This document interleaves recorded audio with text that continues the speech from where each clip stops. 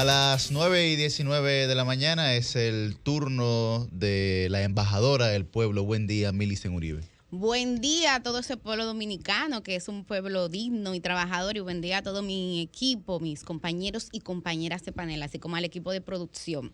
Miren, Carlos Marx, que es uno de los pensadores más grandes de la historia, de todos los tiempos, tiene una frase que dice que la historia suele repetirse dos veces.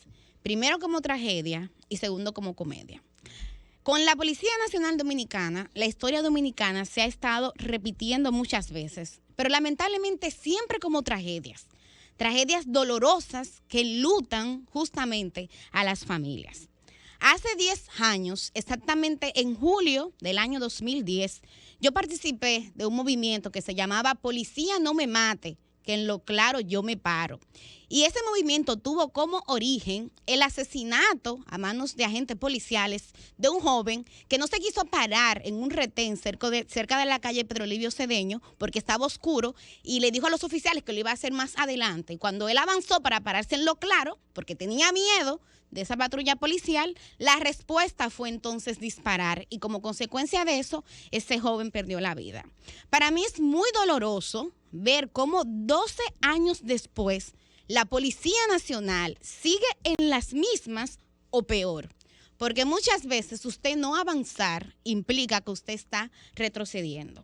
Ahora, por enésima vez, se ha anunciado una reforma policial y se supone que todo está listo para la misma. De hecho, yo he entrevistado y he escuchado a 2 miembros de esa comisión que son muy reputados. Me refiero a Servio Tulio Castaño, vicepresidente ejecutivo de Finjus, y al doctor Ricardo Nieves, periodista y comunicador, que han dicho que eso está listo ya y que eso ya depende de que se aplique, que ya ellos hicieron su trabajo. Entonces yo, que como dice Silvio Rodríguez, vivo de preguntar, he estado viendo lo que ha pasado esta semana y me he preguntado, ¿qué pasa entonces que esta reforma policial no termina de aplicarse? Ustedes vieron que esta semana se anunciaron medidas, pero se anunciaron medidas a raíz de la presión social y de la presión que hubo en la opinión pública con el tema de David de los Santos. Pero antes de eso, este tema, al igual que muchísimos otros que se han ofertado, estaba durmiendo, al parecer, un sueño cuasi eterno. Entonces, como tratando de encontrar respuesta a esa pregunta, yo he llegado a la conclusión, y más que una conclusión, es una tesis, para ser precisa, de que posiblemente, y escuchen esto, posiblemente a lo interno de la Policía Nacional haya grupos, sectores y a veces hasta mafia que estén frenando esta reforma policial. ¿Y por qué lo digo? Yo lo digo por lo siguiente. Porque aquí todo el mundo sabe, y yo que soy periodista he manejado muchas denuncias que han salido también claramente a la opinión pública, de que aquí hay oficiales que se benefician de lo que se cobra de peaje en los puntos de droga.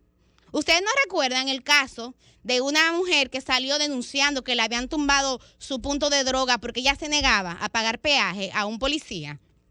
Porque cobran para que un privado de libertad pueda acudir o no a un tribunal, porque cobran por el sicariato, porque sí, en los casos de sicariato que se han investigado, en muchos de ellos se han encontrado que quienes cometen estos actos forman parte o han formado parte de las filas de la Policía Nacional, porque cobran por los permisos médicos para determinar si un prevenido o un privado de libertad puede salir o no a ir a una clínica o un hospital, porque cobran por las camas en La Victoria o en Najayo, porque cobran por la comida, por saber si un privado de libertad va a comer una cosa o va a comer la otra. Y estos 2 últimos elementos lo digo en base a una investigación que ha hecho la Comisión de Derechos Humanos de la Cámara de Diputados que preside Juan Dionisio Rodríguez Restituyo, o simplemente porque cobran por devolver o no un vehículo que ha llegado al canódromo. Ustedes vieron que justamente el escándalo que hubo con el Defensor del Pueblo y con periodistas del Listín Diario y CDN tuvo como génesis esta mafia que se denunció ahí en el canódromo y que no eran civiles que la operaban, no, eran oficiales. Entonces, yo me pregunto, y creo que ustedes también pudieran llegar a la conclusión de que una reforma policial es tumbarle el negocio a muchos de estos oficiales que se están operando y que se están beneficiando de estos delitos, de esta forma de operar irregular. Y por eso quiero también agregar aquí un segundo elemento que me permite también llegar a esa conclusión, y es el modus operandi. Señores, en estos últimos 3 casos estamos viendo que hay un modus operandi en común. Se trata de personas que son arrestadas, sanas y salvas, y que nada más hacen pisar un destacamento y salen moribundos y llegan a un hospital y mueren. Y tuve la información, me la dio en primicia ese mismo diputado Juan Dionisio Rodríguez Restituyo, porque él está dedicado a investigar los destacamentos y las cárceles dominicanas. Y las cosas que ha encontrado ahí son terribles. Él me dice que él tiene constancia de que hay una política de que para bajar las cifras de los intercambios de disparo, que como decía anteriormente, son ejecuciones extrajudiciales, ahora el modus operandi es eso.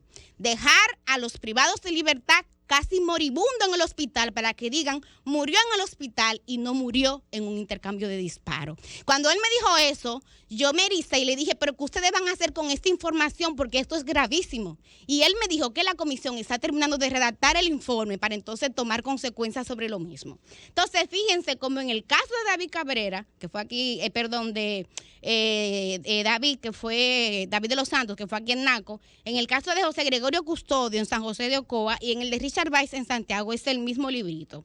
Entonces, yo quiero cerrar este comentario compartiendo con ustedes unos datos. Miren, entre 2007 y 2019, según datos que dio la misma Policía Nacional a un equipo de periodistas que hizo un reportaje que se llama Patrulla Letal, ya yo lo he recomendado aquí, lo hizo un periodista de Diario Libre en unión con Conetas, habla de que en ese periodo aquí 3.115 personas perdieron la vida a mano de oficiales.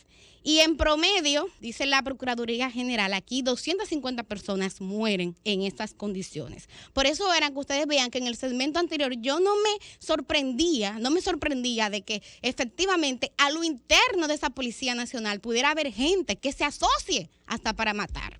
Y voy a cerrar este comentario señalando lo siguiente. Miren, no es verdad que aquí todos los policías son corruptos. No, eso no es verdad. Yo conozco casos de policías y creo que aquí hice el testimonio de que una vez se me desapareció un familiar y yo fui a un destacamento. Yo me encontré con un policía con toda la voluntad de resolver el caso. Pero lamentablemente no tenía vehículos. Yo tuve que montarlo en mi vehículo para que él fuera a hacer las pesquisas necesarias. A veces no tienen para comer. Entonces, por eso yo creo que efectivamente hay muchos policías que son serios. Pero sin lugar a dudas, indudablemente, todo lo que hemos visto aquí vuelve a colocar sobre la mesa de la opinión pública y sobre la mesa de las políticas públicas la necesidad de refundar esa Policía Nacional. Señora, hay que hacer un antes y un después. Y para eso hay que separar y hay que encontrar cuáles son los policías buenos y cuáles son los que no son éticos. Porque si vamos a seguir apostando a lo mismo, lamentablemente ya llegamos. Yo veía esta semana que se anunciaba que se iban a adoptar y que se iba a poner cámaras en los destacamentos. Perfecto, qué bueno que haya cámaras y se anunciaba un centro de monitoreo. Pero ¿ustedes saben qué? 2 cosas.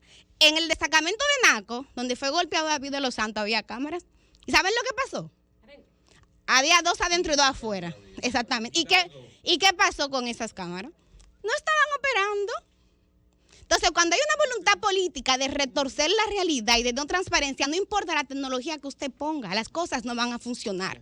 Entonces, para mí es comenzar a cambiar la cultura, esa cultura represiva. Es cambiar la forma en que históricamente ha operado la Policía Nacional, que ustedes saben que data de los tiempos de Trujillo. Ese dato no lo voy a decir porque es alto conocido.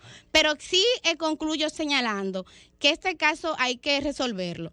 Porque lo de David de los Santos ha servido para recordarnos que aquí la ciudadanía común no está segura, ni siquiera en una plaza comercial.